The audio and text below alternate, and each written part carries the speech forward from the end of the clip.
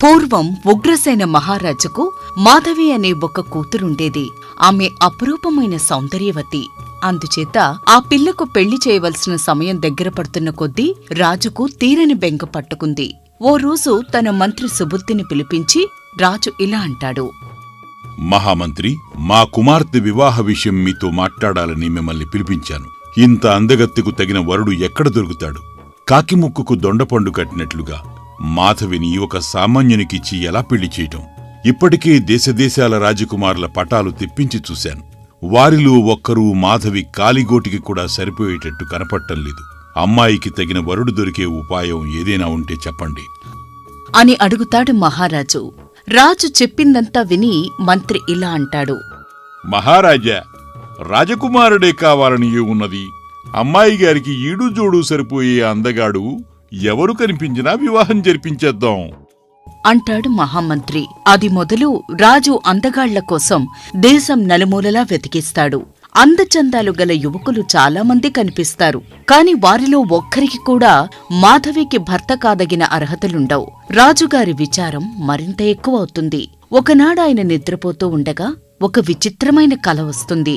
ఆ కలలో ఏదో ఒక ఆకారం మునీశ్వరుడి రూపంలో కనిపించి ఇలా చెప్తుంది.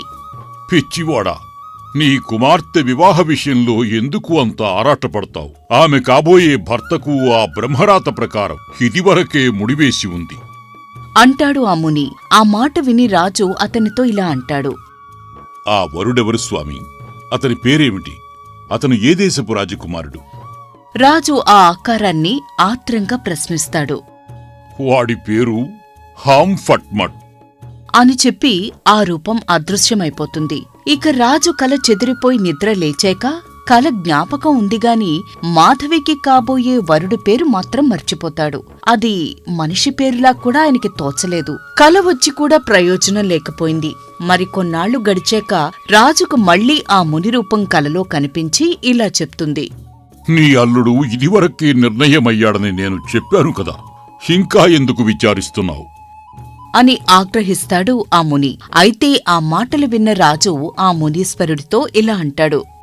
స్వామి, నాకు కాబోయే అల్లుడి పేరేమిటి? నేను మర్చిపోయాను అంటాడు రాజు ఎంతో అమాయకంగా. హాంఫట్మట్ అని మళ్లీ మాయమైపోతాడు ఆ ముని. రాజుకు ఈసారి ఈ విడ్డూరమైన పేరు జ్ఞాపకం ఉంది. మర్నాడు తెల్లవారుగానే ఆయన సుబుద్ధితో ఇలా అంటాడు. మహామంత్రి, మన అమ్మాయికి హాంఫట్మట్ అనే పేరు ఉన్న వ్యక్తి భర్త అవుతాడట. ఎవరో మునీశ్వరుడు నా కలలో చెప్పాడు. అటువంటి పేరుగలవాళ్లు ఈ ప్రపంచంలో ఉంటారనుకోను. అయినా ఎక్కడున్నా ఉంటే వెతికి తెప్పించు. అతను అన్ని విధాలా అమ్మాయికి తగిన వరుడై ఉండాలి అని రాజు ఆదేశించగానే మంత్రి ఇలా అంటాడు. మహారాజా, ఈ పేరు చాలా రహస్యంగా ఉంచండి. లేకపోతే ఎవడో ఒకడు ఇదే పేరు చెప్పుకుని అమ్మాయి గారిని పెళ్లాడేయగలడు అని మంత్రి హెచ్చరిస్తాడు. తరువాత ఆయన కొందరు తెలివిగల దూతలను ఏరి వాళ్లను తన వద్దకు పిలిపించుకుని ఇలా చెప్తాడు. మీరు దేశమంతటా తిరిగి విడ్డూరమైన పేర్లు గలవారుంటే ఆ పేరున్న వారుండే చోటు నాకు తెలియజేయండి అని చెప్పి వారిని పంపిస్తాడు మహామంత్రి. వారందరూ బయల్దేరి వెళ్లి అనేక విడ్డూరమైన పేర్లు రాసుకొస్తారు. అవన్నీ మంత్రి పరిశీలించి చూస్తాడు. వారిలో ఒకడు హాంఫట్మట్ అనే పేరు రాసుకొస్తాడు. అది చూసి మంత్రి నిర్ఘాంతపోయి ఇలా అడుగుతాడు. ఎవడు వీడు? ఎక్కడుంటాడు వీడు? అయ్యా, ఆయనొక కోజేత కుర్రాడయ్యా. మన నగరానికి తూర్పుగా ఉన్న అరణ్యంలో చూశాను నేను అని చెబుతాడు ఆ వ్యక్తి.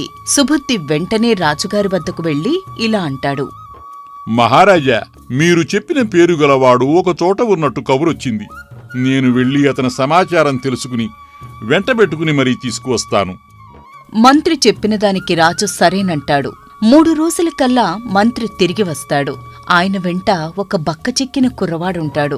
వాడి శరీరం కారు నలుపు, తలమీద జుట్టు అట్టలు కట్టుకుపోయి ఉంటుంది. వాడి ఒంటిమీద సరిగ్గా బట్టలు కూడా లేవు. రాజుగారు ఆ కుర్రవాణ్ణి సరిగ్గా గమనించను కూడా లేదు. మంత్రిని చూస్తూ ఇలా అంటాడు. సుబుద్ధి, వరుణ్ణి తెచ్చానంటివిగా, ఒక్కడివే వచ్చావేం? అతను రానన్నాడా, లేక మనం అనుకున్న పేరుగలవాడు కాదా అని మంత్రిని అడుగుతాడు మహారాజు. మంత్రి ఏమీ మాట్లాడకుండా తలదించుకుని ఉంటాడు. ఏం మాట్లాడకుండా అలా ఉన్నారేం? ఏం చెప్పేది మహారాజా? నా నోటి వెంట మాటలు కూడా రావటం లేదు. మనం అనుకున్న వరుడు ఇతనే అంటూ తన వెంట వచ్చిన కోయకుర్రాణ్ణి చూపిస్తాడు మంత్రి. రాజుగారి ముఖం ఒక్కసారి తెల్లబడి అంతలోనే ఎర్రగా మారిపోతుంది. ఆయన కోపంతో, వీణ్ణి నాదాకా తెచ్చావెందుకు? వెంటనే తీసుకుపోయి హతమార్చేయి. ఆ మునీశ్వరుడి మాట ఎలా నిజమవుతుందో చూద్దాం. తీసుకెళ్ళు అని తీవ్రమైన కోపంతో అంటాడు మహారాజు. మంత్రి కోయకుర్రాణ్ణి వెంటబెట్టుకుని తిరిగి అడవికి బయలుదేరతాడు. పాపం ఆ కుర్రవాడు అమాయకంగా మంత్రిని అనుసరిస్తాడు. రాజుగారికి కోపం వచ్చినట్టుంది. ఎందుకు రాదా కోపం? మరి ఆయన చూస్తూ చూస్తూ పండులాంటి తన కుమార్తెను నీలాంటి దిష్టిబొమ్మకిచ్చి ఎలా చేస్తాడు? ఇంతకన్నా 1000 రెట్లు అందము ఐశ్వర్యము కలవారనే రాజుగారు కాదన్నారు. మంత్రికి కూడా ఈసారి తీవ్రంగా కోపం వస్తుంది. ఆ కుర్రవాడు మౌనంగా ఉండిపోతాడు. అయితే సుబుద్ధికి ఒకటే బాధ కలుగుతుంది. అదేమిటంటే ఈ కుర్రవాడి ప్రాణం అకారణంగా తీయటం. నిజానికి వాడు ఏ పాపమూ ఎరగడు. తనను చంపమని రాజుగారు ఆజ్ఞ ఇచ్చిన సంగతి కూడా ఆ వ్యక్తికి తెలియదు. అతనికి అరణ్యం తప్ప మరేమీ తెలిసినట్టు లేదు. అరణ్యం వదిలింది మొదలు తిరిగి అరణ్యానికి తిరిగి వచ్చేదాకా అతనికంతా అయోమయంగానే ఉంటుంది. వారిద్దరూ అరణ్యంలో ప్రవేశించగానే అతనికి మళ్లీ జీవం వస్తుంది. కనిపించిన పళ్ల చెట్టల్లా ఎక్కి మంచి మంచి అడవి పళ్లు కోసి తాను తింటూ సుబుద్ధికి కూడా ఇస్తాడు. అది చూసి సుబుద్ధికి అతని మీద మరింత దయ కలుగుతుంది. అప్పుడు సుబుద్ధి మనసులో ఇలా అనుకుంటాడు, నేను నా చేత్తో వీడి గొంతు కొయ్యలేను. అటు రాజుగారి మాట కూడా మేరడానికి వీల్లేదు. అందుచేత ఇతను చచ్చిపోవడానికి ఇంకేదైనా ఉపాయం ఆలోచించాలి అని మనసులో అనుకుని తలెత్తి చూసేసరికి అంత దూరాన వాసుకి కొండ కనిపిస్తుంది. ఆ కొండ మీద వాసుకి అనే ఒక పెద్ద సర్పం ఉంటుంది. ఆ కొండ ముందు ఒక పెద్ద సరస్సు కూడా ఉంటుంది. ఆ సరస్సు దగ్గరకు వెళ్లి ప్రాణాలతో తిరిగి వచ్చిన వారే లేరు. ఆ సరస్సులో కాలు పెట్టిన వారిని ఆ సర్పరాజు ఈడ్చుకుపోతాడని ప్రతీతి.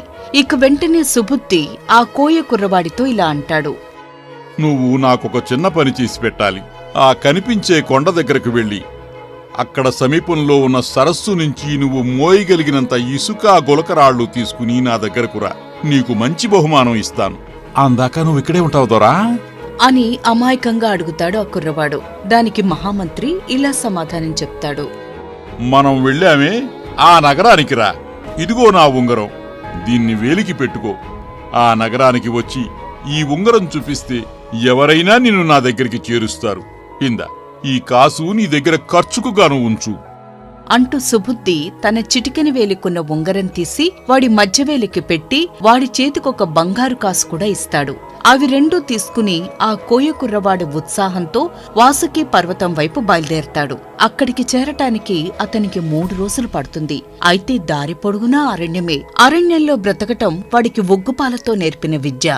అందుచేత వాడు 3 రోజులు సునాయాసంగా ప్రయాణం చేసి వాసుకి పర్వతం చేరి వాసుకి పర్వతం ఆవల ఉన్న సరస్సు దగ్గరికి వెళ్లటానికి ఆ పర్వతాన్ని ఎక్కే ప్రయత్నం చేస్తాడు. 3 రోజుల ప్రయాణం కన్నా వాడికా పర్వతం ఎక్కటం శ్రమ అనిపిస్తుంది. ఎందుకంటే ఎండ చాలా తీవ్రంగా ఉంటుంది. చివరకు వాసుకి పర్వతాన్ని ఎక్కి ఆవలనున్న సరస్సును సమీపించగానే అతనికి ప్రాణం లేచివచ్చినట్టవుతుంది. వెనుక ముందు చూడకుండా అమాంతం నీటిలోకి దూకి చాలాసేపు ఆనందంగా ఈదులాడుతాడు.